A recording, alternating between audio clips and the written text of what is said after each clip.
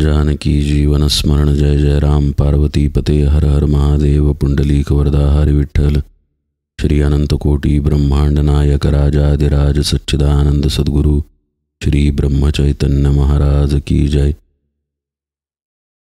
सिद्धलक्षण आपण श्री महाराजांच्या सेवेमध्ये पाहतोय।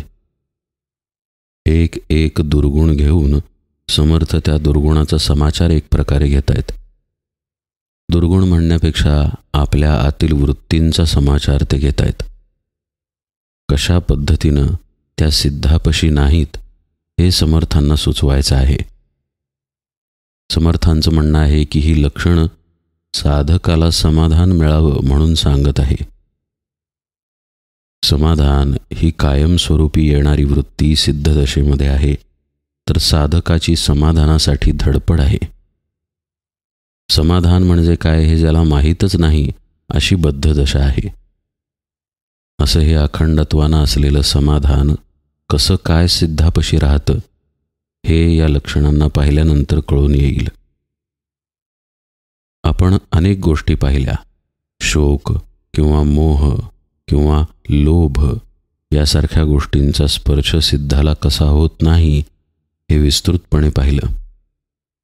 सिद्धाला दृश्याची बाधा नाही, सिद्धापाशी द्वैत नाही, सिद्धापाशी तिरस्कार नाही, मत्सर नाही, मद नाही, कुणाबद्दलही क्रोध नाही, हे सर्व काही आपण पाहिलं। आपल्याला आपले स्थूल अवयव जसे डोळ्यांना दिसतात किंवा वेगळे दाखवता येतात, हा बघा माझा पाय किंवा हा बघा माझा हात, त्या पद्धतीनं आपले षड्रिपू आपल्याला असे दाखवता येत नाहीत। ते सूक्ष्म आहेत, अदृश्यच आहेत एक प्रकारे। त्यांचा परिणाम आपल्याला दिसून येतो, पण परिणाम दिसून येण्यासाठी सुद्धा ते एका गोष्टीचा आधार घेतात आणि ती गोष्ट आहे आपलं मन। मन आहे म्हणून दोषांना जागा आहे प्रगट होण्याची। मनच नसेल तर दोष काहीही करू शकत नाहीत। एखादी उत्तम गाडी आहे पण त्या गाडीला चाकच नसेल तर त्या गाडीची काही किंमत नाही। तसं मन नसेल तर मनुष्याच्या दोषांना काही किंमतच उरत नाही। हीच अवस्था समर्थ समजावून सांगतायत। ते काय म्हणतायत पहा, मोहे जळंबावे मन तरी ते जहाले उन्मन, या कारणे साधुजन मोहातीत। आता मोह हा दोष किंवा हा रिपू समर्थांनी केवळ उदाहरण म्हणून किंवा प्रातिनिधिक म्हणून घेतलेला आहे। मोहानं मन व्यापलं जातं असं समर्थ म्हणतायत। पुढे ते म्हणतात की साधूनं मनच उन्मन केलेलं असल्यामुळं त्याला मोहाची बाधा नाही, मोहाच्या कचाट्यात तो सापडत नाही।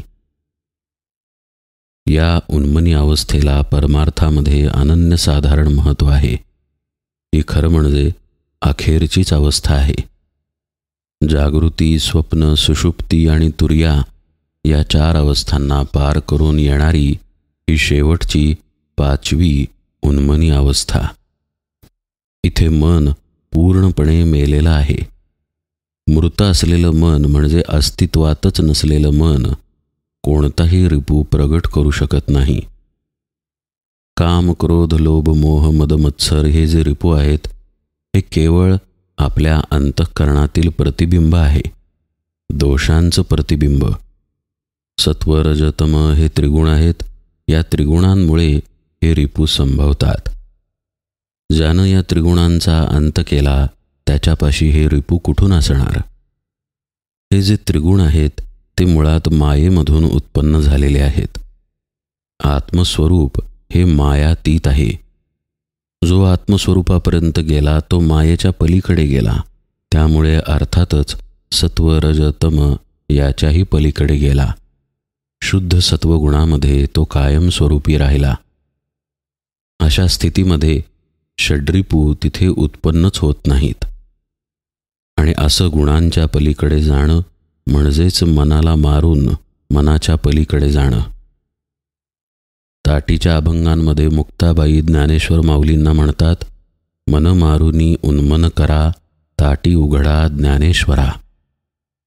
संत जनाबाई आणि संत सेना महाराज त्यांच्या वेगवेगळ्या अभंगांमध्ये म्हणतात, उन्मनीच्या सुखाआत पांडुरंग भेटी देत. उन्मनी हीच अवस्था आहे जिथे भगवंताची भेट होते. अर्थातच ही भेट वेगळेपणानं होणारी भेट नाही. हीच ती अवस्था आहे ज्या अवस्थेमध्ये साधक हा साधक न राहता भगवत स्वरूपच होऊन जातो. हीच सिद्धावस्था आहे. या ठिकाणी मनाचं कोणतंही अस्तित्व नाही. साधनेमध्ये समजा आपण ध्यानाला बसलो आहे तर पहिल्यांदा मन विचार रूपानं समोर येतं. अभ्यास जसजसा आपला वाढत जातो तसतसं विचार कमी होत आहेत असा अनुभव येऊ लागतो. विचार कमी झाल्यानंतर काही काळ साधनेमध्ये काहीच विचार नाहीत अशी स्थिती येते. ही स्थिती म्हणजे शून्यावस्था आहे. हे शून्य जेव्हा प्रदीर्घ होतं त्यावेळी या शून्यावस्थेलाच निशून्य अवस्था म्हणतात. म्हणजे कोणताही विचार नाही असा पुष्कळ काळ साधनेमध्ये निघून जातो, ध्यानामध्ये निघून जातो. खरं म्हणजे किती काळ आपण ध्यानाला बसलो याचंही भान साधकाला राहत नाही आणि कोणताही विचारही असत नाही. अशी ही अलौकिक अवस्था. पण ही सुद्धा उन्मन अवस्था नाही. इथेही मन असतं. निशून्य अवस्था दीर्घकाळ टिकल्यानंतर मनाचं अमन होतं. म्हणजे मन अत्यंत सूक्ष्म रूपानं राहतं, पण अजूनही मन असतं. अमनावस्थेचा सुद्धा दीर्घकाळ अभ्यास झाल्यानंतर गुरुकृपेनं अमनाचं उन्मन होतं. गुरुकृपेशिवाय उन्मनी अवस्था कदापि शक्य नाही. गुरुकृपा असेल तरच साधक उन्मनीपर्यंत जातो, अन्यथा अमनावस्थेपर्यंत अडकून राहतो. उन्मनी अवस्था एकदा आली की मग तिथे मनच राहत नसल्यामुळं जे काही उरतं ते आत्मस्वरूप उरतं. शुद्ध जाणीव रूपानं आत्मा राहतो. हीच परमार्थातील शेवटची पायरी आहे. हीच सायुज्य मुक्ती आहे. पण गंमत अशी की या उन्मनीचा सुद्धा अभ्यास घटवावा लागतो. श्री महाराज म्हणायचे, मला उन्मनी दशा पचवावी लागली. माझ्यापेक्षा लवकर ब्रह्मानंदांनी ती पचवली असं ते प्रेमानं म्हणायचे. याचा अर्थ काय? उन्मनी दशासुद्धा साधकाला पचवून त्या दशेच्या वर चढून बसावं लागतं. असं जेव्हा साधक चढून बसतो तेव्हा तो साधक राहिलाच नाही, तो सिद्धच होतो आणि या दशेला मग चळण नाही. परमात्म स्वरूपच तो होऊन राहिला. जसं तुकाराम महाराज म्हणतात की तुका म्हणे आळी जीवे नुरेची वेगळी. आळी आता आळी म्हणून राहिलीच नाही. खरं म्हणजे तोच जीव आहे, पण आळीचं फुलपाखरामध्ये रूपांतर झालं. आता ती संपूर्ण बदलून गेली. त्यामुळे जो उन्मनीमध्ये शिरला तो जीवभावानं राहत नाही, तो आत्मभावामध्येच राहतो. मग तिथे मन कुठून असणार? कारण मन हे जीवाला चिकटलेलं आहे. आपण पूर्वीही पाहिलेलं आहे, जसे बाहेरील अवयव आहेत तसंच मन, चित्त, बुद्धी, अंतःकरण, अहंकार हे आतले अवयव आहेत. यांचा लयच तिथे होतो. त्यामुळं त्यातून येणाऱ्या परिणामांचाही लय होतो. ज्ञानेश्वर महाराज ज्ञानेश्वरीमध्ये म्हणतात, जेथ हे संसार चित्र उमटे तो मनोरूपपटू फाटे. जैसे सरोवर आटे मग प्रतिमा नाही. सरोवरामध्ये जोपर्यंत पाणी आहे तोपर्यंत पाण्यात प्रतिबिंब आहे, पण पाणीच जर आटलं तर प्रतिबिंब कुठून पडणार? तसं मनच जर मेलं, मनोरूपपटू फाटे असे शब्द माऊली वापरतात. हा जर मनाचा पडदाच फाटून गेला तर काम, क्रोध, लोभ, मोह, मद, मत्सर हे प्रतिबिंब पडणार कुठून? प्रतिबिंब मुळात खोटच असतं. प्रतिबिंबामध्ये चंद्र दिसतो, पण त्या चंद्राला स्पर्श केला तर खऱ्या चंद्राला स्पर्श होत नाही. तसंच या कामक्रोधांचं आहे, या षड्रिपूंचं आहे. मुळात ते अस्तित्वातच नाहीत, ते प्रतिबिंब रूप आहेत. आपण पहा, किती आपल्या देहाशी तादात्म्य पावलेलो असतो की या प्रतिबिंबामध्ये वाहवत जातो. माध्यम असतं आपलं मन. मनच मेल्यानंतर प्रतिबिंबही राहत नाही आणि प्रतिबिंबच नाही तर त्याची बाधा कुठून असणार. म्हणून समर्थ म्हणतायत की मोहे झळंबावे मन तरी ते झाले उन्मन, या कारणे साधूजन मोहातीत. आता पुन्हा साधकाकडे आपण येऊ. मोह ही गोष्ट साधकालाही त्रास देते. मोहाच्या पलीकडे जाण्याचा तो प्रयत्न करतोय, गेलेला नाही. त्यामुळे जोपर्यंत मन आहे तोपर्यंत कोणत्याही षड्रिपूचा त्रास होऊ शकतो. पण सिद्धलक्षण जर त्यानं पाहिलं तर त्या षड्रिपूला सहन करून साधनेमध्ये रततो राहतो. मोहाचा क्षण आलेला आहे, पण आपल्याला ढळायचं नाही. मी श्री महाराजांचा आहे, मी नाम घेणारा आहे, मी गुरुपदिष्ट मार्गानं जाणारा आहे, मी ध्यान करणारा आहे, मी माझ्या सद्गुरूंचा शिष्य आहे, याची जाणीव जर साधकानं ठेवली तर मोहाचा क्षण जसा आलेला आहे तसा निघून जातो. पण तो त्या मोहात सापडत नाही. पुन्हा पुन्हा असा अभ्यास करत करत साधनेची वाट चालत राहिली की मगाशी म्हटल्याप्रमाणे कधी ना कधी गुरुकृपेनं उन्मन होतच. एकदा उन्मन झालं की मग मोहात तो कदापि सापडत नाही. साधू वस्तू अद्वये तेथे वाटेल भये, परब्रह्म ते निर्भये तोची साधू. द्वैत या दुर्गुणाचा उल्लेख समर्थ करत आहेत. आत्मवस्तू ही एकच आहे, तिच्यापाशी द्वैत नाही. जर अद्वैत वस्तूशी एकरूप कोणी होत असेल तर तो स्वतः अद्वैतच असला पाहिजे. असं पहा, आपण रेल्वेगाडीनं प्रवास करतोय, पण डब्यात बसल्यानंतर जर आपण म्हटलं की रेल्वे जात आहे 100 किलोमीटरच्या वेगानं पण मी मात्र 30नेच जाईन, तर ते हास्यास्पद नाही का? अहो, आपण रेल्वेच्या डब्यात बसलो आहे याचाच अर्थ रेल्वेचा जो वेग तोच आपला वेग. त्याचप्रमाणे जो आत्मस्थितीत गेला तो द्वैताच्या पलीकडे गेला, कारण आत्मस्थिती ही अद्वैत आहे. भय वाटणं हे द्वैताचं लक्षण आहे. जिथे द्वैत आहे तिथं भय आहे. मग जो अद्वैत स्थितीमध्ये गेला त्याला भय कसा असणार? म्हणून समर्थ म्हणतायत परब्रह्म ते निर्भय, आणि जो या परब्रह्माशी तदाकार झाला तो सिद्धही त्यामुळे निर्भय. तुकाराम महाराजांच्या चरित्रात एक गोष्ट आहे. रात्रीच्या वेळी तुकाराम महाराज चालत येत असताना समोरून ब्रह्मराक्षस आला. आता हे ऐकायला बरं वाटतं, कारण आपल्यासमोर तो कधी आलेला नाही म्हणून.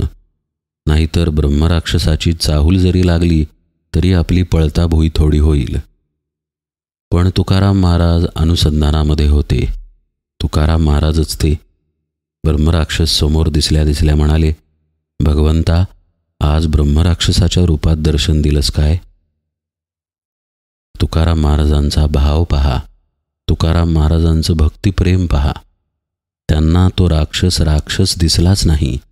त्यांना वाटलं पांडुरंग परमात्माच आपल्याला भेटायला आला. ही जी स्थिती आहे ती निर्भयतेची स्थिती आहे.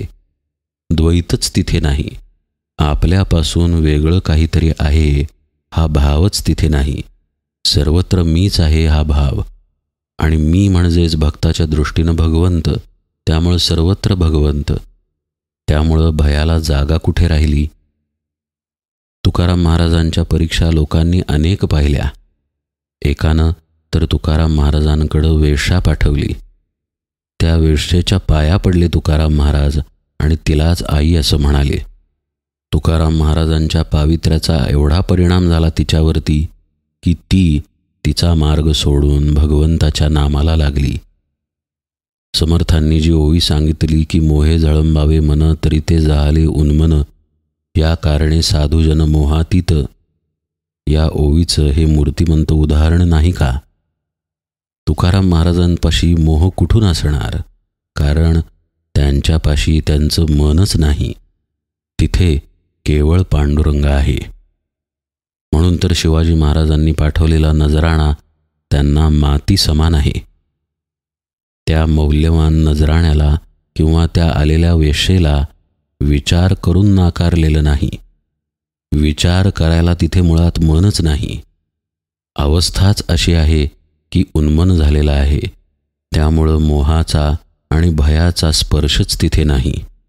तिथे जर काही असेल तर केवळ भगवंताचा, आत्म्याचा आनंद. समर्थ म्हणतायत, या कारणे भयातीत साधू निर्भय निवांत, सकळास मांडेल अंत साधू अनंत रूपी. यच्च यावत सृष्टीला अंत आहे, पण जो सिद्धस्थितीमध्ये गेला त्याला अंत नाही. असो ऐसे सकळही गेले, परंतु एकची राहिले, जे स्वरूपाकार झाले आत्मज्ञानी. असं मृत्यू समासाच्या शेवटी समर्थ स्पष्टपणे सांगतातच. याच न्यायानं जो साधू आहे त्याला कदापि अंत नाही आणि तो निवांत अशा स्थितीमध्ये आहे. याचा अर्थ असा नाही की काही न करता पायावर पाय ठेवून झोपून आहे. निवांत याचा अर्थ तिथे कोणताही क्षीण नाही, कोणतेही क्लेश नाहीत, कारण तिथे मनच नाही. असेल तर केवळ आत्मानंद आहे, त्यामुळे ही निवांत अवस्था. या निवांत अवस्थेची फोड अध्यात्मामध्ये निर्वात अवस्था अशी पण होते. निर्वात अवस्था असणं म्हणजे श्वास आणि उच्छ्वास यांची गती अतिसूक्ष्म होऊन केवळ कुंभकाचा अनुभव असणं. यामध्ये मन पूर्णपणे थांबलेलं असतं आणि साधक आत्मशांतीमध्ये बुडून राहिलेला असतो. अशा तऱ्हेनं परमार्थामध्ये निवांत हा शब्द वापरला जातो. आता जर अशा स्थितीमध्ये साधा साधकही निवांत दशा उपभोगत असेल तर ज्याचं उन्मनच झालं तो किती निर्भय, किती निवांत, किती शांत असेल याची कल्पना करून पहा. सर्व काही लयाला जाईल, पण त्याची ही शांत अवस्था लयाला जात नाही. मरण येतं, पण ते त्याच्या देहाला येतं, त्याला येत नाही.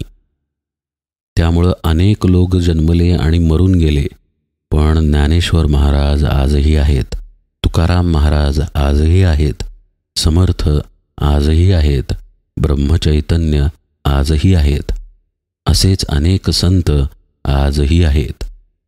का ते आहेत?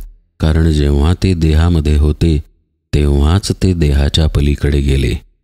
देही असोनी विदेह अशा अवस्थेला प्राप्त झाले. असं होणं म्हणजे खऱ्या अर्थानं अमर होणं. समर्थ म्हणतायत, सत्यस्वरूपे अमर झाला, भये कैचे वाटेल त्याला, या कारणे साधूजनाला भयेची नाही. भीती आणि द्वंद्व यांचा संबंध इतक्या सखोलपणे पाहिल्यानंतर या ओवीच्या खोलात जाण्याची गरजच नाही. आपल्या स्वरूपाला प्राप्त झाल्यामुळं असा सिद्ध खऱ्या अर्थानं अमर असतो. समर्थ या अवस्थेचं आणखी वर्णन करतायत.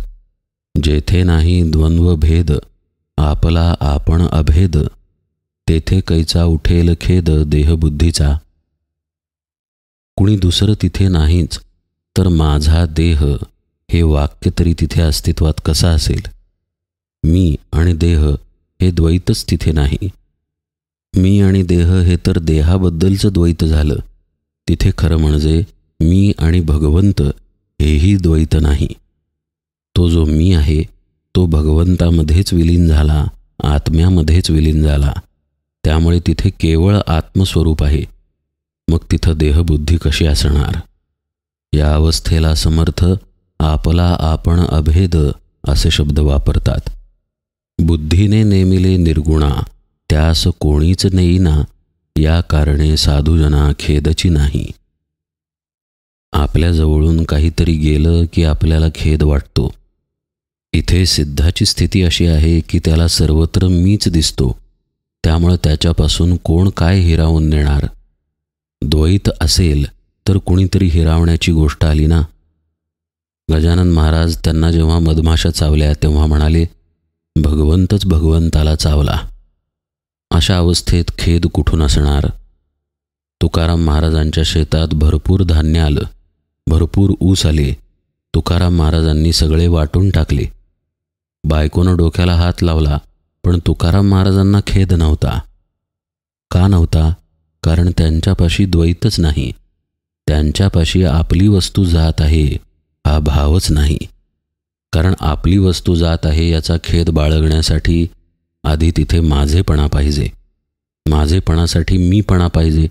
आणि मीपणात जर नसेल तर बाकीची परंपरा येणार कशी?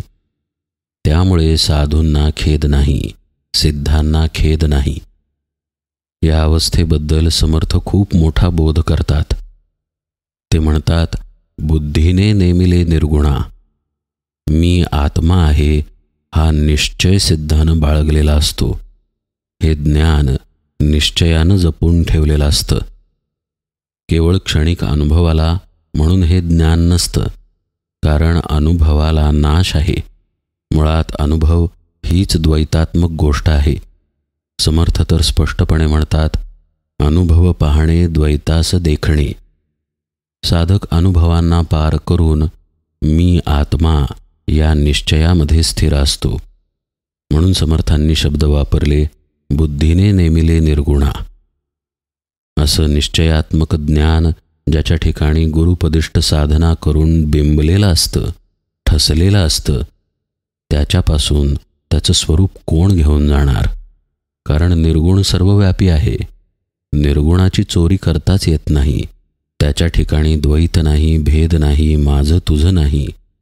मग त्याच्या ठिकाणी माझं काही गेलं हा भाव तरी कसा असेल? सर्वत्रच तो आहे.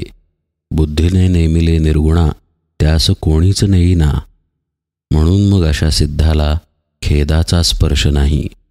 या कारणे साधुजना खेदची नाही. पुढील लक्षणांकडे आता आपण यथावकाश वळूया. आज इथेच या निरूपण सेवेला विराम देतो. जानकी जीवन स्मरण जय जय राम.